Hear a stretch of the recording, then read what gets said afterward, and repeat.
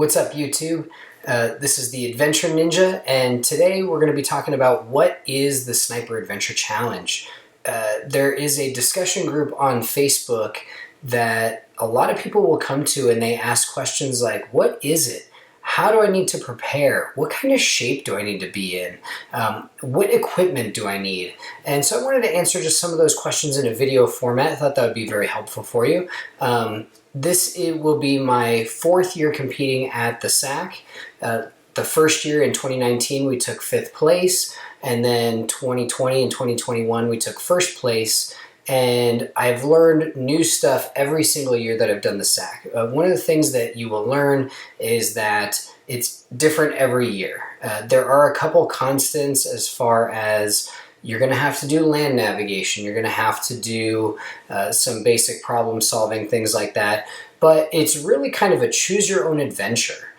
If you read the website, it says that it is the premier tactical adventure race. It says you and your partner will undergo tests involving land navigation, practical shooting with long-range rifle, carbine and pistols, fieldcraft, problem solving, and other related tasks. Two-man teams will be required to navigate 30 to 60 plus miles on foot to complete the course. Along the way, there will be a series of tasks to accomplish to gain additional points. These may include shooting problems with long-range rifle, carbine, pistols, problem-solving, physical challenges, fieldcraft communication, target recognition, memory, and other tasks. So let's start at the top. I don't think that the explanation on the website does it justice. It is a freaking experience is what it is. It's so much fun. I did my first one and immediately turned to my partner and was like, dude, that was amazing. We got to do this again. And so I've tried to go back every single year. And the Sniper Adventure Challenge is like an adventure race where you have to get from, navigate a course that they give you, and then you get to complete fun challenges along the way. It's basically military style stuff, but without people yelling at you. It's a ton of fun. And, there have been things like lock picking, escape and evasion, airsoft assault courses, top rope climbing, field style shooting if you've done any of the competition dynamics events, or I guess kind of similar to the NRL Hunter stuff, but more difficult. My buddy and I just shot the Burris Optics Team Challenge a couple weekends ago, and so that's a really good practice for that. So let's dive into what do you need to prepare. I'll tell you a little bit about what I do, and again, everybody's different. So one of the follow-up questions is, what kind of shape do I need to be in? And the answer is, you don't actually need to be in tremendous Olympic athlete shape to do this event. Now, you do need to output physical energy for up to 48 hours, but not everybody goes that 48 hours. It really depends on your goal for it. Personally, my goal is I want to win. That's what I do. I'm hyper competitive, and I try and stay in good shape for that. But maybe your goal is to get out there and test your limits. Maybe your goal is to just go have fun, because it's a great group of people that you get to hang out with. I made a lot of friends at the SAC. I probably made a few enemies too. Looking at you, Tyler. Whatever. He's right on my tail. Love that guy. So anyway, as far as skill, what you need to prepare is get out and put some miles on your feet. Find a nice comfortable pair of hiking shoes or boots. I recommend shoes because the less weight you have on your feet, the faster you can move, the lighter you'll be able to move, and it really reduces the wear on those hip flexors. Some skills that are super important is, number one, land navigation. If you can go to a place, it could even be a park, it could be wherever. I happen to live about 45 minutes from the Rocky Mountains, and so of course I get to go up and use a very, very steep terrain as my land navigation testing ground. And you have to be able to do some terrain association, match the map with what you're seeing and the terrain, and then also be able to plot points using a UTM grid. They're going to give you numbers, and then you have to translate that onto the map. Now the nice part is, if you go to maptools.com, and I'll put a link down in the description, they have all the tools that you need. They have directions on how to use those tools, and it's actually really simple. It's a metric-based navigation thing, so it's not like latitude, longitude, minutes, seconds, things like that. So really, really straightforward. Then along with that, there's some ancillary stuff. So the climbing, if you're not a fan of the climbing, guess what? You don't have to do it. That's one of the cool things, is you can skip as much as you want and do only the things that you like. The other part is the field shooting.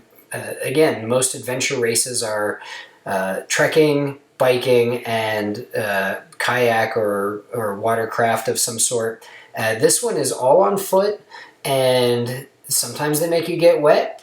Depends on the year, depends on how mean SAC is feeling. But then you also have, you get to do that field style shooting where you have a timed, you're on the clock and you have to engage targets of unknown distance. So one of the pieces of gear, and we'll talk more about gear in just a little bit, is a rangefinder. Would be a very handy thing to bring on this adventure race, unless you just want to just wing it and good luck. Next is one of the things that's not really talked about when it comes to doing racing, which is some qualities, some traits that you need to have in order to do this race. First of all, you have to be willing to have some fun. You know, if you're so serious that you can't get out and have fun and laugh a little bit and kind of make a fool of yourself or make mistakes and keep on going, you're not going to have a great time out there. The other thing is you got to have that mental toughness, because I'm very excited for the upcoming race, and while I'm doing it, I'm very excited, but there are parts that suck.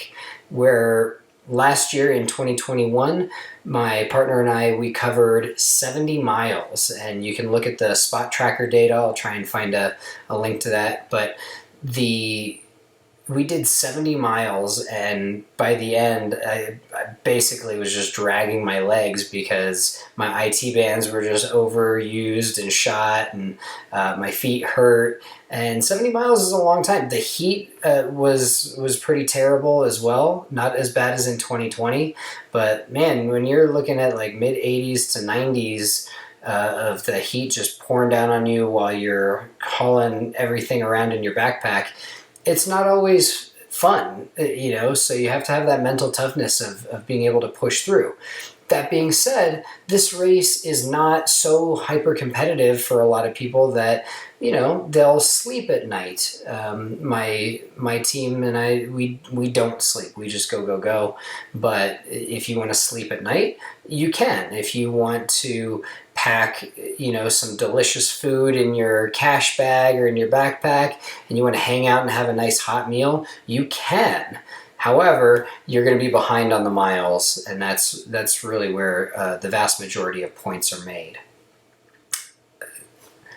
All right, let's get into a little bit about the equipment, because I get a lot of people that ask about what equipment do I need, what's the best, things like that. So again, it varies for everyone. I'm going to be doing a 35-mile hike on Wednesday of this week with my buddy, and I got to tell you, I have tried several different packs. I've tried Kafaru, I've tried Kuyu, I have some packs that I bought at like REI, and the number one pack, and I had zero damage to my hips or anything to my back. My shoulders felt great after 70 miles, which is amazing, is a tack pack. And again, I'll link them in the description. And a tack pack just makes, they have a different philosophy about it where they use structure rather than excessive padding to make the pack fit you. And so I really recommend them. One of my little secrets, and I was telling a few people about this, is I actually have carbon fiber wrapped barrels from Helix 6 Precision. Not only are they extremely durable, more durable than the Proof Research barrels, they shoot amazing, but the barrels are basically half the weight of your traditional steel barrel.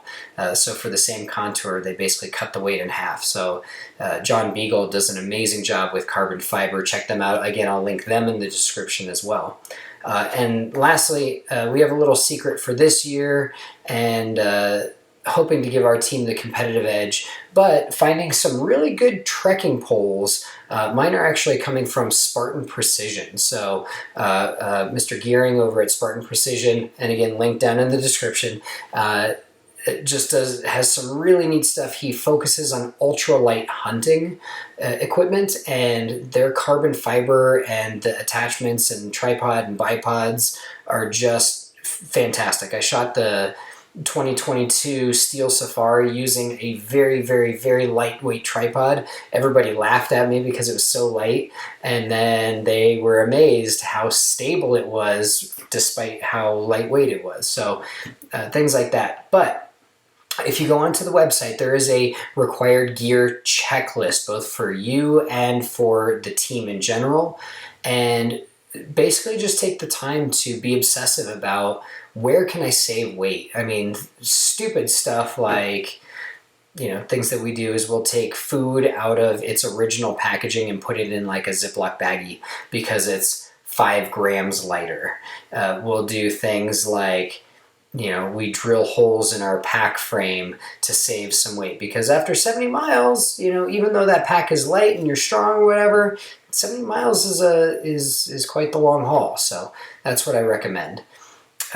Lastly, the big thing that I can tell you is just get out and do it. All right. My first year, and all credit to Mr. John Murphy for getting me into the adventure racing stuff. I love it. He still does amazing things like the Texas Water Safari. He does other adventure racing, I'm sure.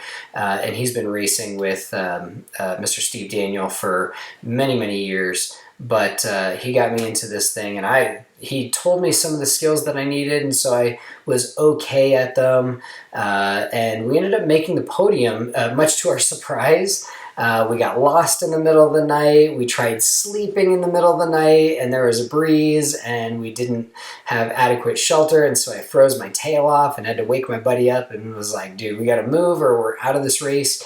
But we had a blast, met some friends, and really it's just a good group of people to hang out with. So more than anything, what I recommend is just get out and try it. I know that the spots are filling up quickly, and last year we had like over 30 teams. I think we had like 35 teams. It was huge, and looking forward to having some new people come out and try it out this year. So if you have questions, you can go on. There is a link to the Facebook discussion group. People will tell you all sorts of helpful tips, and this video is just trying to get you guys a little bit of information about what the Sniper Adventure Challenge is. Again, just an experience. You have to come out and do it. And if you're feeling nervous about it, one of the things that they're always looking for is range officers to man checkpoints and stuff like that. Last year, my buddy Lee ended up being an RO, and so he was driving around at night on his ATV and setting up checkpoints and making sure to help teams out as they needed, and just a lot of fun. So again, start out with land navigation, put some miles on your feet, know how to suffer a little bit, but again, it is all fun. And then there's a barbecue at the end, which is great. This is also the 48-hour mode is staying for the second year in a row, and man, 48 hours is a long time, especially when they start at night. So your first thing up is nighttime land nav. But anyway, I look forward to seeing you guys out on the course. It is the first weekend of September 1st through 3rd, and that's going to be at the Wills Ranch, Douglas, Wyoming. So this is the Adventure Ninja. I'll see you out there.